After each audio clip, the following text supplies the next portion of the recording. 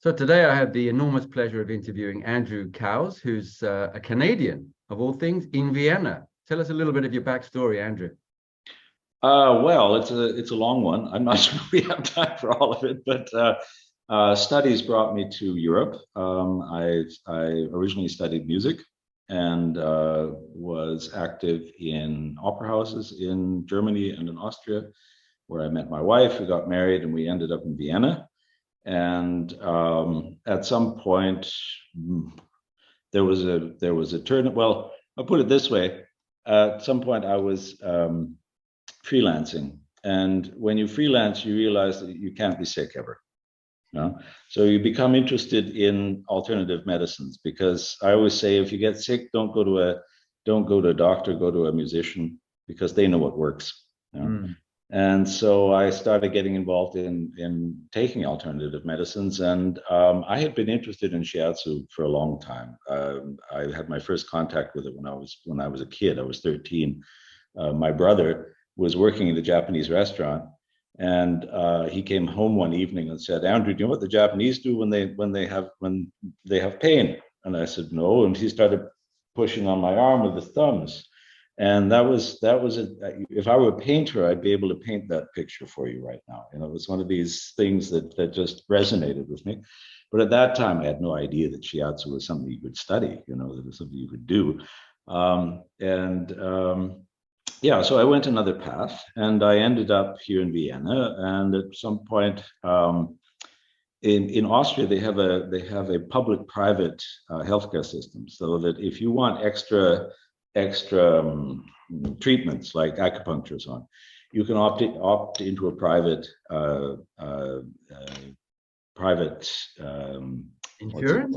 insurance. Yeah, you can opt into private insurance that will pay that. And as I was freelancing, I thought this would be a good idea, because I'm taking advantage of a lot of alternatives. So I took out an insurance policy for extras, and one of the things that I could do was get Shiatsu, and that was the first thing I did. And my first experience with Shiatsu was so extraordinary. I said, I got to find out how this works. And so looking around, I found out that one of the main schools in Vienna, the Shiatsu Institute, was just around the corner from where I lived. That's not the reason why I chose that school, but it was an added perk. And so I did my training there, and have been how long is that? About 15 years ago, started with Shiatsu, and now I have a private practice here in Vienna, and also I'm a trainer at the school since about 5 years. And that's the school that's run by Mike Mandel. That's the one that's run by Mike Mandel. It was originally founded by Thomas Nellison, who was one of the first people to bring Shiatsu to Europe. He studied with Masunaga for several years in Japan. And he turned up here in Vienna at one point, I think it was around 25, 26 years ago, and began and started the school, which has been running since then. And Mike took over when Thomas went into retirement. And what's been going on recently is that you've been taking Shiatsu into hospitals and other institutions, and that's where this story takes up its real bloodline, right? That's right. Well, our school has always been very involved in making contact with the medical profession and trying to increase the amount of interest, knowledge, and cooperation. And we run, I guess you'd call it professional training seminars for our students. And some of them have been in cooperation with hospitals, for example, for rehabilitation and for psychosomatic illnesses of children. So we have a certain amount of experience in this field. And we were approached, I guess it was 2018, we were approached by a private foundation that runs 3 care homes in Vienna. And at that point, they were doing yearly research projects. They had a budget for research into all manner of things having to do with healthcare and care in these kind of care homes. And the lady who managed this resource, this money, approached us and said they'd like to do a project with Shiatsu. And this is the Caritas Socialis in Vienna, yeah. And so we've thought about what would the concept be. The problem was you can't do quantitative research, or we couldn't at that point. Yeah, there weren't all that many candidates. The idea was how do we formulate a research idea that would be appropriate for the setting, and we borrowed an idea from the social sciences, which is qualitative research. That means you observe what's happening and draw conclusions, and these conclusions then can give an indication if it's valuable to pursue research in a quantitative manner. It's very interesting you should bring that up, Andrew, because qualitative research is exactly the line that ESF has chosen to follow. And that's the line we believe that Shiatsu actually can fit into and show its true colors. Absolutely. Well, there's so many variables involved that it's very, very difficult to do quantitative research. I believe there were people in France who had, I'm just spouting off the top of my head right now, but who had access to a large hospital that was specialized in dementia, and they were able to do some fairly quantitative work. You know? But that's the only other project in that, the only project of that kind that I know of. Yeah. Right. Yeah. So tell us how it all started then with Caritas. Well, we came up with our idea. I contacted another Shiatsu practitioner who was also a nurse and a teacher of nursing at one of the nursing schools, and she took charge of the research side. She gathered a team of nursing students together to do the observations. So they would be coming in with us when we were treating our clients, and they'd be observing, taking pictures, making notes. We selected a group of 7 patients, or what's the word? Not patients, but Subjects. Inhabitants of the care Nice. home. Inhabitants of the care home, who are all in various stages of dementia, also all of them cognitively challenged. And we treated them over a period of 8 weeks, once per week. And there was a team of Shiatsu practitioners. There were 3 of us, myself included, and then again the team of nursing students who did the observations and collected the data. It's a fantastic use of resources. It was marvelous because it really we managed to cover a lot of bases and help and synergies basically. The nursing school profited, the Shiatsu school profited, and it's beautiful, isn't it? When that win-win-win thing comes in, yeah. Everybody gets something. It's fantastic, yeah. Especially the patients, I'm sure. Yeah, well, I get to that later. I think just to finalize to wrap up how the research project functioned. And after this series of treatments was over, we met again together with the research group, with the care staff from the nursing home, and with the managing staff from the nursing home, and with a social scientist. And we did a kind of a powwow where we just sat together, got together, talked about different areas where Shiatsu was working or not working, and tried to come up with some mutually acceptable results. Yeah, that we could. Conclusions, possibly. And conclusions, conclusions. And so that was then put together in the form of a paper by the nurse who was in charge of the research aspect, and that paper is in the archives of the Caritas Socialis somewhere. I wasn't able to find it on their website, so but I can do some more digging. That would be really useful. And also, was it published anywhere? No, it's an internal document for the Caritas Socialis, and like I say, I wasn't able to find out where they keep these documents, but I'm sure it's there somewhere. Sure, and then we could get it translated to English, perhaps. Yeah, it's fairly long. If they permit. Well, you can always make executive summaries and things like that. Yeah. Most people read the first part and the conclusions. I think there may be a summarized version in English, because as I recall, Maria, who was in charge of the research, she gave some information to a research network that was being run by Diego Sanchez. Mm-hmm. Shiatsu in hospitals, probably. Yeah, exactly. And I think she probably did a kind of summarized version of her paper. Well, we'll send a call out for that. No doubt we can track it down. Yeah. Brilliant. So how did it all progress for you then once you started? Well, the feedback was so positive that the management of the Caritas Socialis asked us to remain and continue treating and to open the Shiatsu treatments to anyone in the home who was interested. So Or not just dementia sufferers, but just not about just anyone. dementia sufferers. We had all. I mean, it's a mixed group in that care home. There are elderly who are fairly fit. There are dementia sufferers. They also have a day-in program. They also have a program for MS, multiple sclerosis, and so the offer was made to just the broad range of care home patients, and anyone who was interested or who the caring staff felt could profit from Shiatsu was recommended to take part. And yeah, and we've been there since then. There are about 4 of us who go in on a regular basis, and we have anywhere between 30 and 40 clients taking Shiatsu on a regular basis. And they have since they have since extended the Shiatsu offering to another care home in their network. So that we're in 2 locations right now. Is that in Vienna as well? Yeah, it's in Vienna as well. And what kind of clients are being treated there? Again, the same sort of thing, a mixture of dementia or patients who are physically disabled and need to be cared for.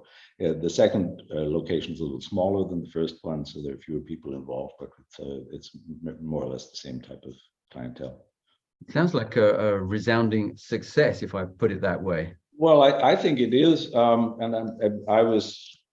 Well, I can't say I was pleasantly surprised that they invited us to stick around. And it's no easy thing, you know. I've always had the feeling that we're, you know, a care home, a nursing home. The staff, you notice when you're in there that they're under an enormous amount of pressure. You know, sure. They're usually understaffed. There's always someone sick. There's people to take care of.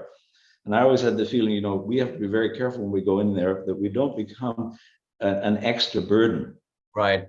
That we're not in the way, that we're not making their lives more complicated with our presence.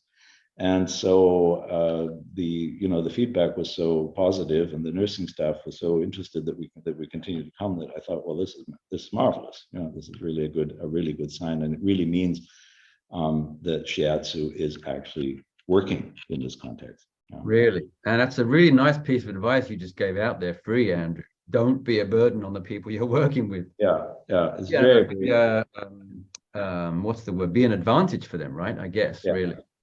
It's an advantage, but it's also a challenge for the practitioner because, for example, I don't know exactly how my colleagues go about it, but I know that my attitude when I go in is I take the clients as I find them, and I try not to impose on the nursing staff to put them in a position that's more convenient for me as a practitioner.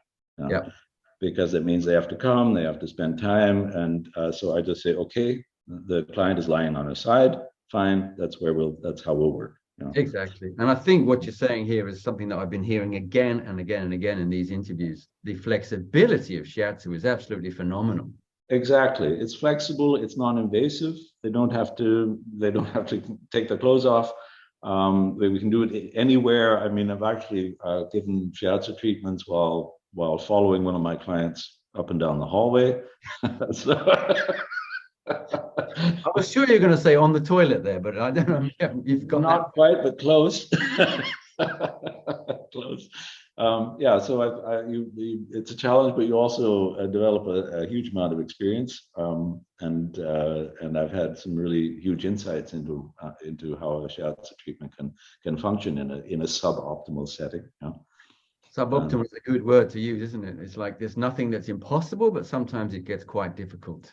Yeah, but I like it. It's a challenge for me. I mean, I enjoy it. It's always sort of, oh, they like that. Now let's see, how am I going to treat the kidney meridian? You know? So well, I mean, one of the things about shiatsu is that we can tune into the whole tradition, and like kidney points, they're down on the feet, they're up on the chest, exactly, up on the back. There's always a way. exactly, If you can't exactly. go there directly, go there indirectly. Exactly, and yeah, it's always been, and it's always worked, and it's been really amazing. Some of the results. I mean, a number of the results I wrote in Yes. in the paper. I think the most astonishing thing for me was to see that cognitive function seemed to improve directly after a treatment. And this I think is really exciting, because you have people who it's often assumed that they're not able to communicate anymore verbally, or that they're not able to put together plausible sentences, and then after a treatment they'll say thank you very much, or goodbye, see you next time, or so on. So I really think that Shiatsu was able to release resources in the brain, or to access resources in the brain that are not accessed in any other way. Yeah, in some sense, clouded. Clouded, yeah, clouded, or simply, the brain is so able to adapt, and I guess maybe it's partly the stimulation that we're able to give. Though I don't want to sell shiatsu short, because you might say, well, why not any other kind of manual therapy? If it's just stimulation, if that were the case, I don't think they'd be so eager to have us come back. I think they have all manner of physiotherapy and all the rest of it. Mm-hmm. So I think that shiatsu really does have an extra quality to it that seems to, as I say, access or stimulate resources, mental resources that were considered lost. Yeah, well, I think we just, need look no further than the meridian functions and the spiritual aspects of those functions. You see it very plainly. Yeah, I think also one of our great advantages in shiatsu is that we really aren't. What is the word? We're not really working on anything. These people, when they're in a care home, things are done to them. Yeah.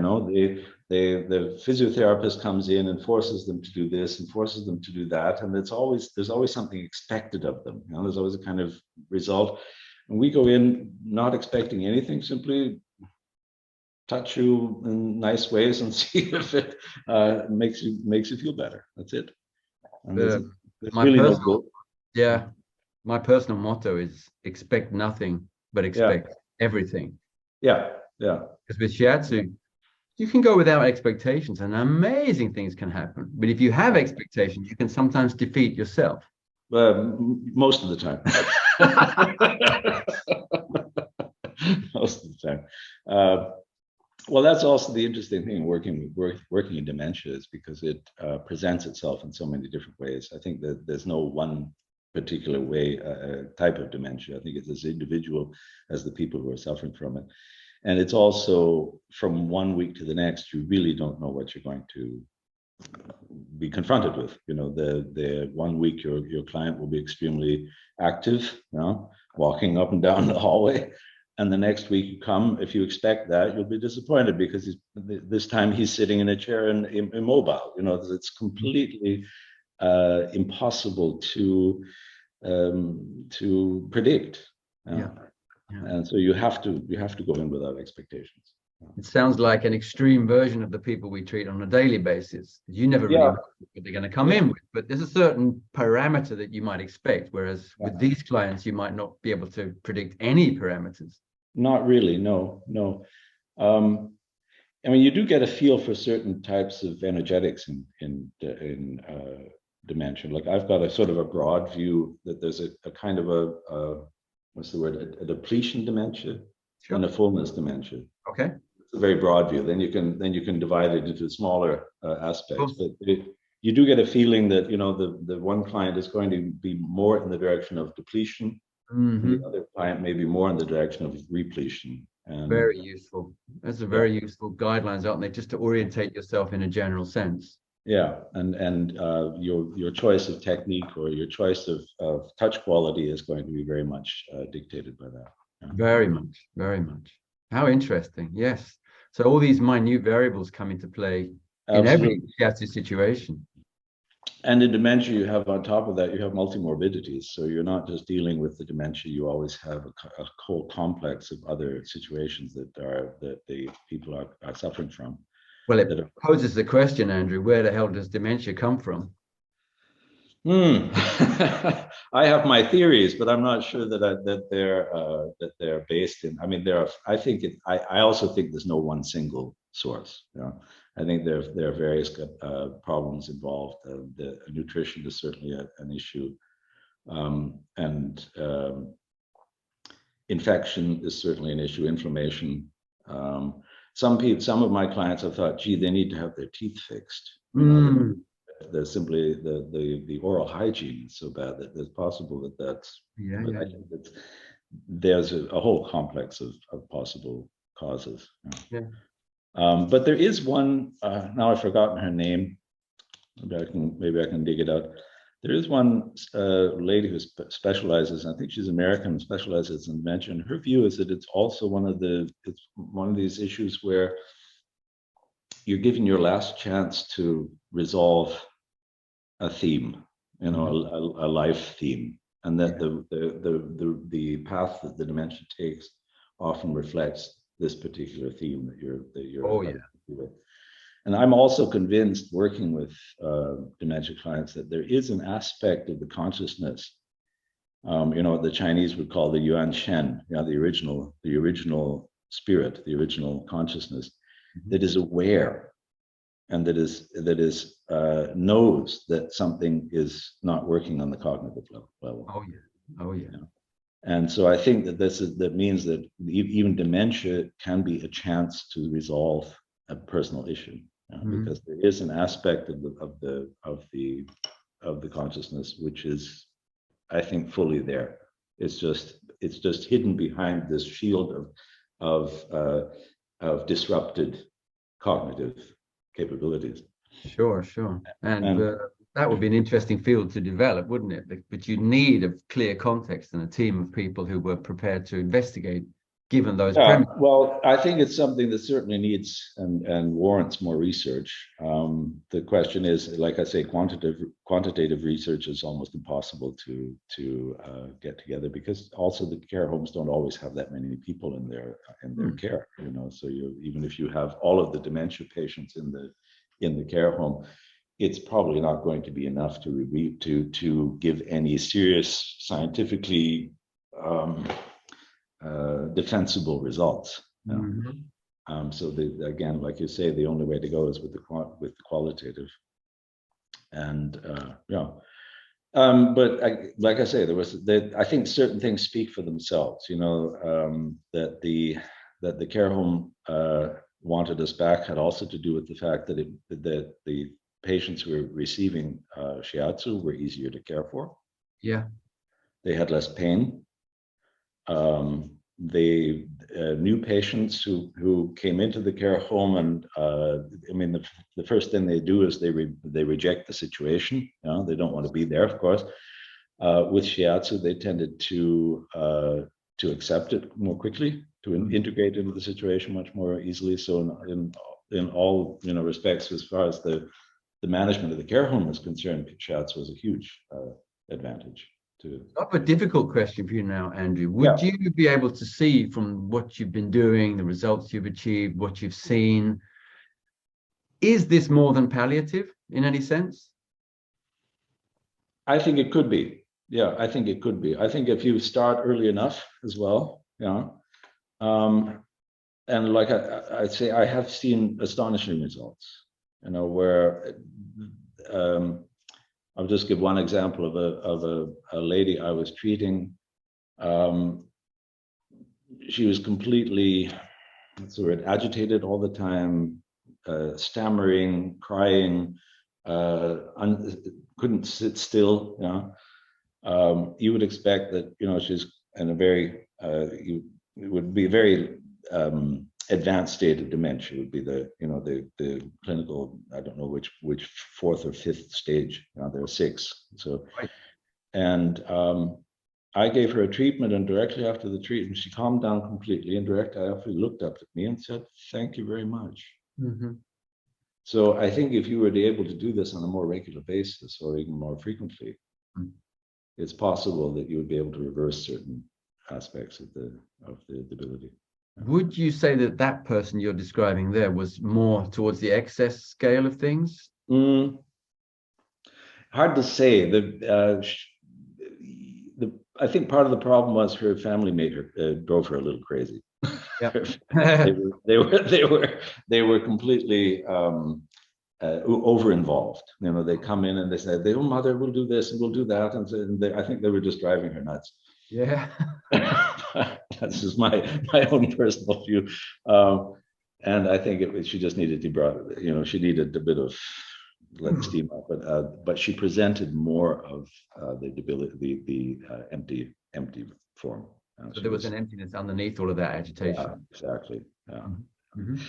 The excess type of dementia, at least this is my experience. I don't know what my colleagues would say to this, but the excess type of dementia, you can tell because their muscle tone is absolutely over the roof. They're unable to relax at all. Rigid, yeah, absolutely. Yeah. So that's various levels of that, but that's where it's going. That they are much more. They are in cramping. Yeah. And is the mental state reflecting that?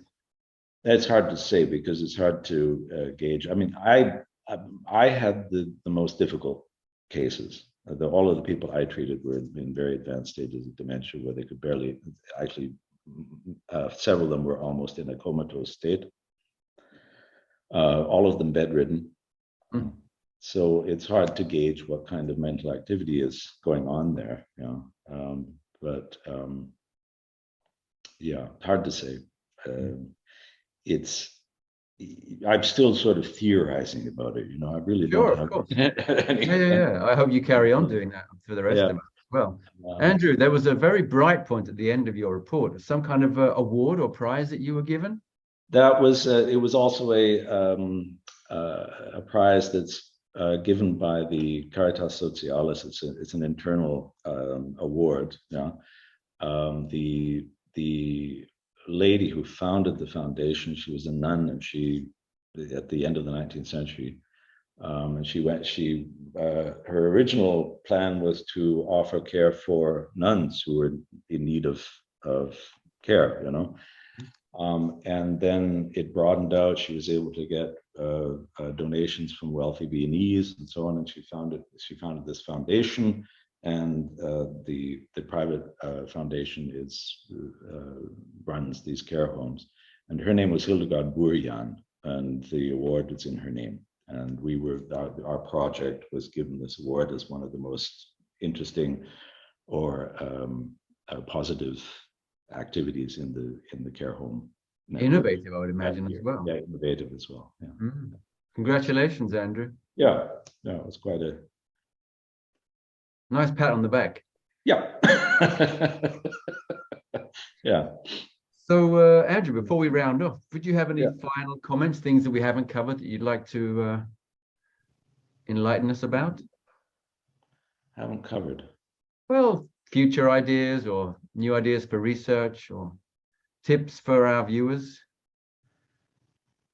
Well, I think the biggest tip would be, just do it. I think